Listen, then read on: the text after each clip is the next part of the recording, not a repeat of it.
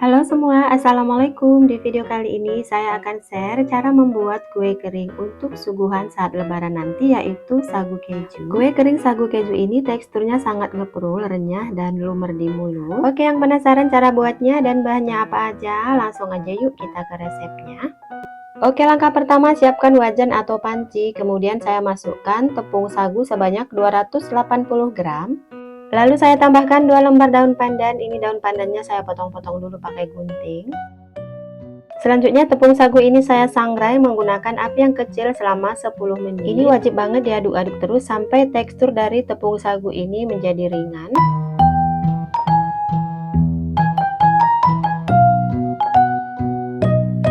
Tepung sagu yang udah ringan ditandai dengan daun pandan yang mengering, dan saat diremas daun pandannya mudah hancur seperti ini. Oke, tepung sagunya kita sisihkan. Sekarang kita siapkan wadah bersih, kemudian masukkan margarin sebanyak 125 gram. Lalu tambahkan gula halus sebanyak 90 gram. Gula halusnya diayak supaya tidak ada yang bergerindil. Lalu kedua bahan ini saya aduk menggunakan whisker sampai kecampur rata dan teksturnya menjadi lembut.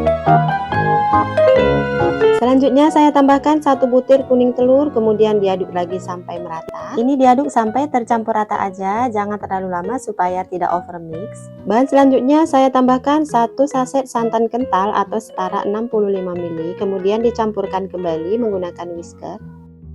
Sesuai dengan namanya, kue sagu keju, sekarang saya tambahkan keju yang sudah diparut sebanyak 80 gram, saya pakai keju cheddar ya, kemudian dicampurkan kembali. Oke, untuk bahan terakhir tepung sagu yang udah disangrai tadi dan dimasukkan kalau tepungnya udah dingin. Ini tepungnya setelah selesai disangrai beratnya jadi berkurang dari 280 gram menjadi 240 gram ya. Tepung sagunya saya masukkan bertahap sambil diaduk. Jangan lupa sebelum dimasukkan tepungnya harus diayak dulu supaya tidak bergerindil dan ampas dari daun pandan yang kering tidak keikut dalam adonan. Sekarang saya aduk menggunakan spatula. Ini kita aduk pelan-pelan aja sampai tercampur rata, tidak perlu diaduk lama-lama supaya tidak over mix. Nah, ini saya spill hasil dari ayakan tepung yang tadi kita masukkan ya. Jadi gerindil-gerindil dan ampas daun pandannya itu nggak keikut. Setelah semua bahan tercampur rata, langsung pindahkan ke plastik segitiga, jangan ditunda-tunda. Karena adonan mudah mengering dan keras jika dibiarkan terkena suhu ruang terlalu lama. Kalau adonan sudah keras dan mengering malah susah nanti untuk di-squeeze ya. Oke, ini saya pakai 2 plastik ya. Kemudian siapkan satu lagi plastik segitiga dan gunting ujungnya. Lalu siapkan juga squeeze, saya pakai model seperti ini.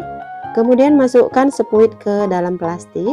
Lalu masukkan plastik segitiga yang sudah ada adonan seperti ini. Jadi kalau kayak gini aman ya, plastiknya nggak mudah sobek nantinya saat adonan kita squeeze-kan. Selanjutnya siapkan loyang yang sudah dioles margarin tipis-tipis, kemudian squeeze-kan adonan ke atas loyang. Satu tangan menahan plastik bagian atas agar adonan tidak keluar dari atas, dan satu tangan lagi menekan adonan bagian bawah plastik supaya adonan mudah dikeluarkan atau di-squeeze.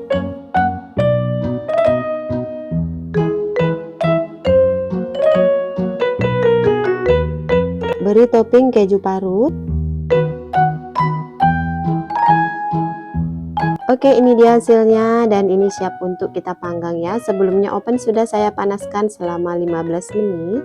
Untuk yang ini saya panggang menggunakan oven tangkring. Saya letakkan loyangnya di rak tengah dan di rak bawah. Ini saya panggang menggunakan api sedang cenderung kecil dengan suhu 140 derajat selama 45 menit. Nah, ini ada sisa adonannya, kemudian saya squeeze-kan kembali.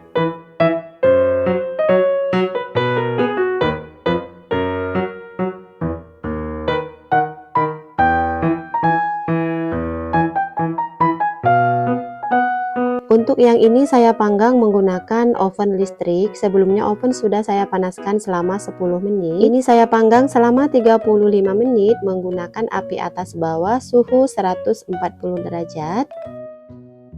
Oke, sekarang kita kembali ke oven tangkring. Setelah setengah perjalanan atau kira-kira 20 menit, ini posisi loyangnya saya tukar ya. Ini posisinya ditukar, tujuannya supaya matangnya itu merata. Lalu ini saya panggang lagi selama 25 menit. Oke, sekarang kita kembali ke oven listrik. Setelah memanggang 35 menit, ini kuenya udah matang.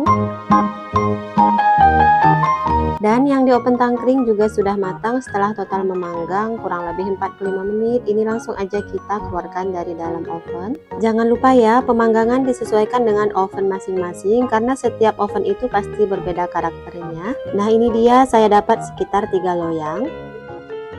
Nah, sekarang kita review yang dipanggang pakai oven listrik. Hasilnya seperti ini, bagus banget, matangnya merata. Yang pakai oven tangkring juga sama ya, matangnya merata.